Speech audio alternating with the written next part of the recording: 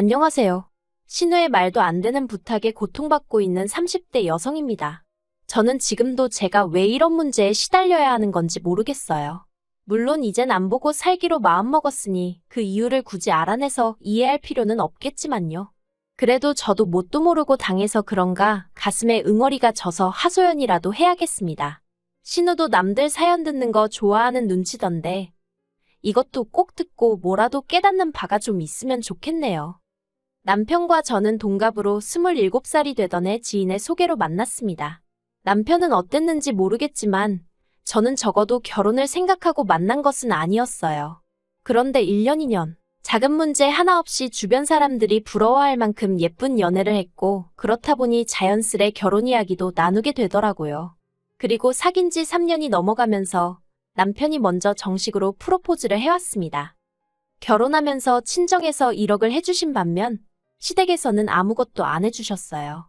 그리고 저는 왜 아무것도 안 해주시냐 묻지 않았고 남편도 껄끄러운 부분이라 그런지 저에게 미안하다는 말만 할 뿐 무슨 상황인지는 설명해주지 않더라고요. 그런데 그 이유를 식을 올리고 나서야 알게 되었습니다. 저희 어머님 아버님은 두 분 다 공직에 계셨는데 그로 인해 당신들 직업에 대한 자부심이 상당했어요. 그 시절에 대학물 먹은 사람이 얼마나 되는 줄 아냐는 말씀도 곧잘 하시는 분들이셨고요. 반면에 저희 친정부모님은 아버지가 고졸, 어머니가 중졸이신데 그건 두 분 다 시골 그것도 깡촌 출신의 장남장녀세요. 그렇다 보니 밑에 줄줄이 딸린 동생들을 가르치려면 정작 당신들은 공부에 욕심을 낼 수 있는 상황이 아니었다 하시대요. 하지만 그런 어려웠던 시절과는 별개로 지금 저희 부모님은 남에게 아쉬운 소리 안 하고 살 만큼의 재산을 모으셨습니다. 저와 남동생 둘 다 유학까지 다녀오게 해주셨고 지금은 두 분이 더울 땐 추운 나라로 추울 땐 더운 나라로 여행을 다니실 정도는 되세요. 아무튼 그럼에도 불구하고 시댁에서는 이런 저희 친정부모님을 인정하기 싫으셨나 봅니다. 어쩌다 재산 이야기가 나오면 운이 좋았다는 둥, 그 시절에 부자 안 된 사람이 없다는 둥. 처음에는 솔직히 듣기가 어찌나 거북스럽던지 그러면 어머님 아버님은 부자 안 되고 뭐 하셨냐고 묻고 싶은 심정이었습니다. 지금이야 뭐 한 귀로 듣고 한 귀로 흘리는 수준이기도 하고 어머님 아버님도 그런 말씀해봤자 좋을 게 없다는 걸 아셨는지 별 말씀 안 하시지만요.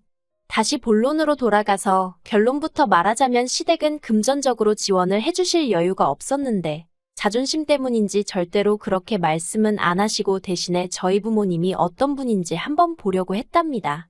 정말 당신 아들이 사윗감으로 마음에 들어서 결혼을 시키는 건지 아니면 괜찮은 집안의 딸 시집 보내고 싶어 그런 건지 어이가 없죠? 저도 정말 그 이야기 듣고는 어이가 없어서 기도 안 차더라고요. 막말로 차라리 제 남편이 무슨 의사 변호사쯤이나 되고 어머님 아버님이 장관급이나 되면 이렇게까지 억울하진 않았을 텐데요. 그리고 이 사실을 알았을 때 솔직히 아닌 게 아니라 결혼을 물을까 그 생각도 몇 번이나 했습니다.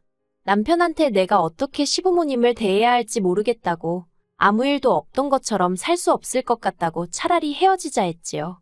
그런데 남편이 제 앞에서 무릎을 꿇고는 정말 미안하답니다. 남편 말로는 저희 부모님과는 반대로 늘 경제적으로 빠듯하게 사시다 보니 이상한 데서 오기를 부리신다며 저더러 이번 한 번만 이해해주면 안 되겠냐고 사정을 하더라니까요. 게다가 그런 와중에 저는 뜻하지 않은 임신 사실을 확인하게 되었습니다. 솔직히 애가 생겨서 그런지 제 마음도 약해지더라고요. 남편에게 한 번만 더 시부모님이 우리 부모님을 무시하시거나 말도 안 되는 말씀을 하시면 나도 그땐 참지 않을 거라고 단단히 일러두고 한 번만 넘어가 주기로 했네요. 그런데 임신을 하고 나서야 저는 신우가 불임이라는 사실을 알게 되었습니다. 저는 원래 남에게 관심이 없는 편이라서 신우가 결혼한 지 10년 차임에도 불구하고 애가 없다는 걸 알았을 때 그냥 그런가 보다 하고 별 생각은 하지 않았거든요. 그런데 알고 보니 20대 초반에 자궁 쪽 관련 수술을 하면서 애를 가질 수 없게 되었다대요. 그리고 이건 워낙에 사적이고 예민한 이야기라서 남편은 물론이고 시부모님도 저에게 하지 않았던 거고요. 그렇다 보니 제 임신 소식이 시댁에서는 그렇게 달가운 일은 아니었던 모양입니다. 다른 집 며느리들은 시부모님이 하도 연락을 해대고 참견을 해서 힘들다던데 저는 오히려 서운한 마음까지 들 정도로 연락은 고사하고 축하조차 제대로 받지 못했거든요. 특히 어머님께서는 제가 무슨 신우에게 큰 실수라도 할까봐 걱정이라도 되셨던 건지 그나마 몇 번 주고받지 않았던 연락에서도 제 안부보다는 말 조심해라, 너무 티내지 마란 소리만 몇 번씩 하셨어요. 입덧이 심해서 회사까지 관둬야 했던 며느리한테 속은 어떻냐 물어보는 대신 말이에요. 반면에 친정에서는 매달 100만 원씩 보내주시며 먹고 싶은 거 넌 없이 먹어라, 부족하면 또 보내주겠다 하셨고, 아이 키우는데 필요한 준비물들도 제가 말하지 않았는데도 알아서 사다 주시고 정말 여러 가지로 마음을 써주셨어요. 남편도 말은 안 했지만 자기가 보기에도 친정과 시댁에서 해주는 게 너무 차이가 나니까 민망해하는 눈치였지요. 그러다 어머님 생신이었습니다. 남편이 저 볼 낯이 없어서 그랬던 건지 저도 왜 그런 건지 이유는 모르겠지만 어머님한테 생활비가 빠듯해서 이번 생신 때는 따로 용돈은 못 드릴 것 같다고 그랬던 모양입니다. 그리고 저는 그 일을 신우를 통해서 알게 되었어요. 상황을 전혀 모르고 있던 와중에 신우한테 연락을 받으면서 말이에요. 살림을 어떻게 하길래 시어머니 생일도 건너뛸 만큼 돈이 없어? 혹시 친정에다 퍼나르고 있는 건 아니고? 갑자기 그게 무슨 말씀이세요? 친정에 제가 왜 돈을 퍼날라요? 오히려 친정 부모님한테 여러모로 도움받고 신세지는 상황인데요. 그리고 어머님 생신을 누가 그냥 건너뛴대요. 모여서 밥 먹기로 했잖아요. 네가 얼마나 내 동생한테 눈치를 줬으면 그 착한 애가 올해는 용돈 못 드린다고 기가 죽어서 엄마한테 전화를 했다던데. 그러게 돈이 없으면 애를 갖지를 말지. 남들 하는 걸 다 흉내내고 살려니까 이런 일이 생기는 거 아니야? 형님, 지금 무슨 말씀을 하시는 거예요? 그리고 저는 돈 있어요.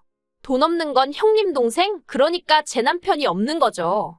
제가 지금 당장 직장을 안 다닌다고 남편 벌어오는 돈만 바라보고 사는 여잔 줄 아시나 본데 저 그렇게 안 사니까 걱정 마세요.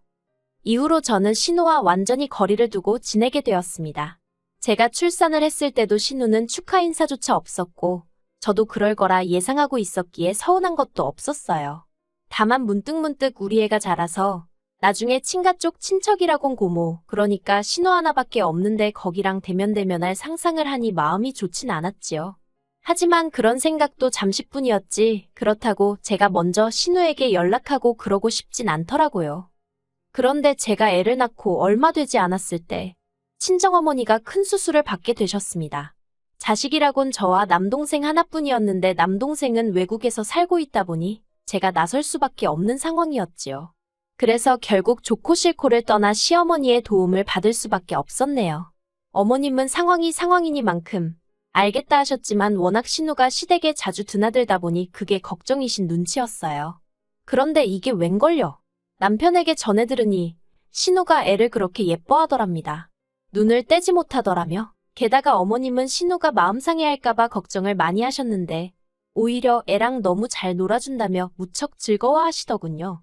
그리고 그때는 신우에게 그간 쌓인 안 좋은 감정은 온데간데 없이 같은 여자로서 안쓰러운 생각이 들더라고요. 본인 속은 얼마나 쓰리고 애달플까 싶어서요. 그래서 신우만 괜찮다면 종종 우리 애를 보여줘야겠다는 그런 생각을 하게 되었지요. 그런데 그게 화근이 될 줄은 몰랐습니다. 첫째 돌진하고 한 달 만에 저는 제가 둘째를 가졌다는 사실을 알게 되었어요. 생각해보면 돌잔치 하던 날도 속이 영 좋질 않아서 계속 콜라랑 사이다만 찾아대긴 했는데 솔직히 긴장해서 체한 줄로만 알았지 제가 임신 중일 거라곤 상상도 못했거든요. 아무튼 그렇게 임신 사실을 확인하자 첫째 때와 마찬가지로 계획한 임신이 아니다 보니 당황스럽긴 했지만 운명이다 생각하고 잘 키워봐야겠다 생각했어요. 그리고 사실 임신 사실보다 저를 더 당황하게 한 건 첫째 때와는 완전히 다른 시부모님. 특히나 어머님과 신우의 반응이었습니다. 어머님은 둘이나 고생스러워 어떻게 키우냐며 저를 걱정하듯 말씀하시면서도 한편으론 저더러 고생했다며 몇 번이나 수고했다 고맙다 소리를 반복하셨지요.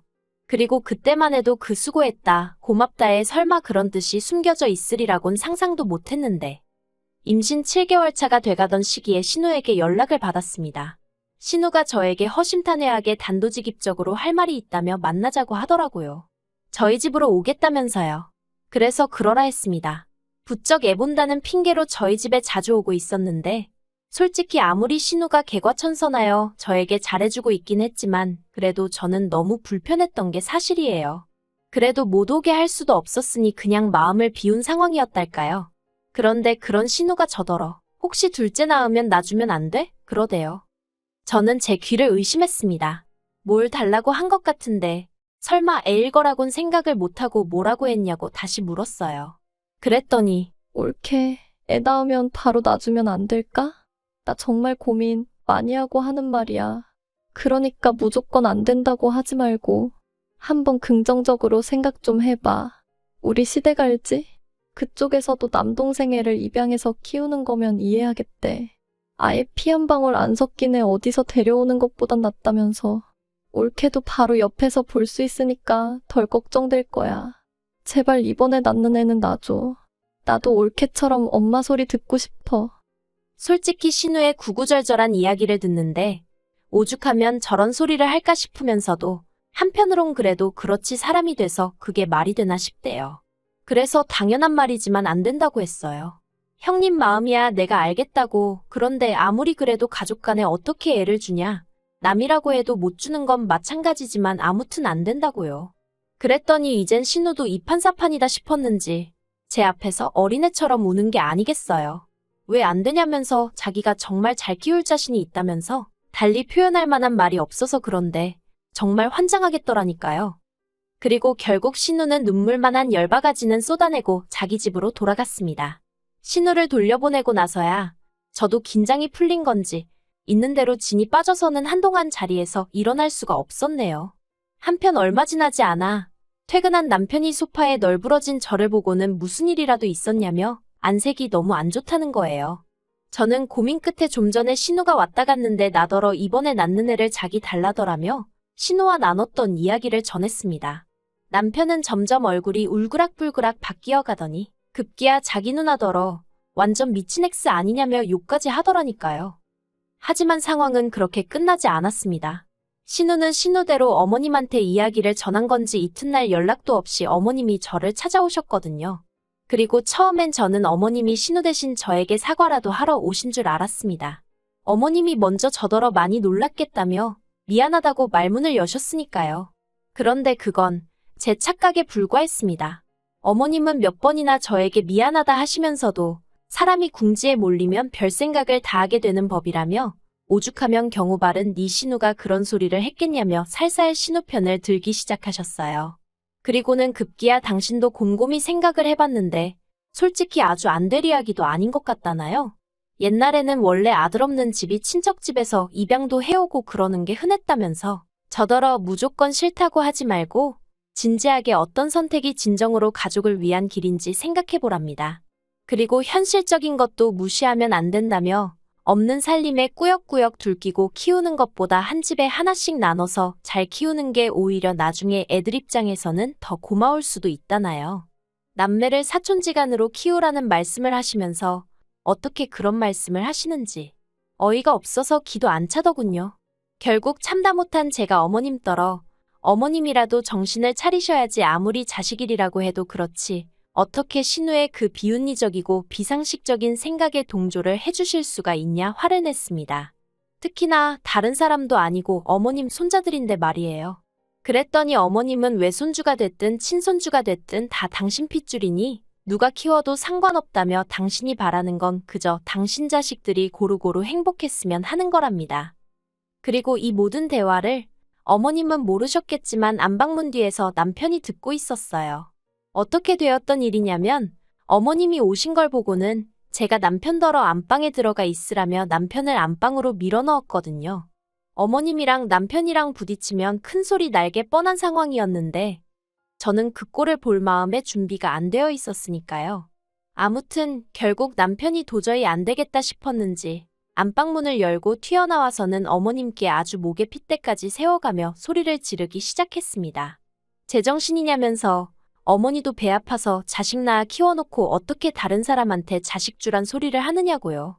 그러자 어머니가 네 누나가 남이냐며 맞불을 놓으시고 결국 남편이 어머님 떨어 앞으로 2번 다시 내 새끼들 볼 생각 말라며 아주 악을 썼습니다. 어머니는 오늘부로 손주 둘을 잃은 거나 마찬가지라면서요. 그리고 그 싸움을 마지막으로 지금까지 어머님과는 연락하지 않고 지내고 있습니다. 아버님은 이 모든 사단이 당신 딸과 아내인 어머님 때문이 맞다 하시면서 저희더러 마음 가는 대로 알아서 하라고 하셨어요. 이게 다 당신이 집안 단속을 똑바로 못해서 된 일이라며 오히려 저더러 미안하다고도 하셨지요.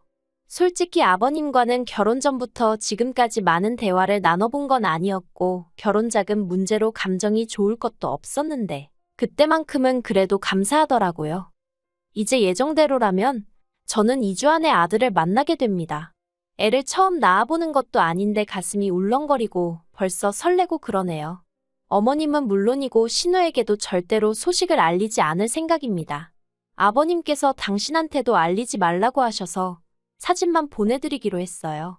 갑자기 저희 아들이 좀 불쌍하기도 하네요. 지 누나도 처음 세상 구경하던 당시에 할머니 할아버지한테 제대로 축하를 못 받았는데 또 그러게 생겼으니까요. 그래도 상종 못할 사람들이니 평생 모르고 사는 게 나을지도요. 그리고 남편은 일련의 사태들로 지금은 완전히 제 편으로 돌아섰습니다. 전에는 그래도 크고 작은 문제가 생기면 제 편을 들면서도 스리슬쩍 시댁 편을 들려는 시도를 하곤 해서 저에게 미움을 사곤 했었는데 이제 그럴 이유를 못 느낀다대요. 그래서 오히려 저와 남편 사이가 더 끈끈해진 것도 같아요. 어머님에게 고맙다고 인사라도 드려야 하는 건지. 아무튼 당장 제 목표는 순산입니다.